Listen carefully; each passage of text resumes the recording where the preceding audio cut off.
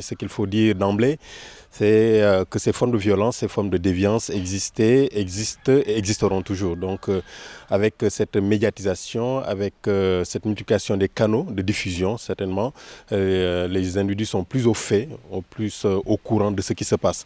Alors ce qu'il faudrait, pour répondre à votre question, c'est de dire que dans un premier temps, il y a ces premiers facteurs-là qui sont relatifs à l'urbanisation.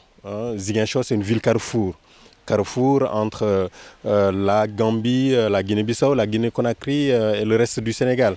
Donc, qui dit carrefour dit l'arrivée de plus en plus de personnes, des migrants internes, mais aussi des migrants internationaux. Et on est dans un contexte sociopolitique difficile avec le conflit interne armé. Donc il y a tous ces déplacés qui vont arriver de ces zones de tension pour arriver donc ici à Ziguinchor. Et cela crée de la promiscuité, crée une certaine densité démographique qui entraîne un certain nombre de désorganisations sociaux.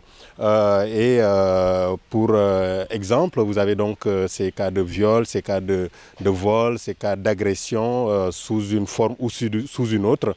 Mais en tout cas, c'est un premier facteur qui pourrait expliquer cette recrudescence de la violence dans la commune de Ziguinchor de façon précise. Un deuxième facteur que j'avancerai est lié plutôt aux conditions socio-économiques. On sait que c'est de plus en plus difficile pour les uns et les autres.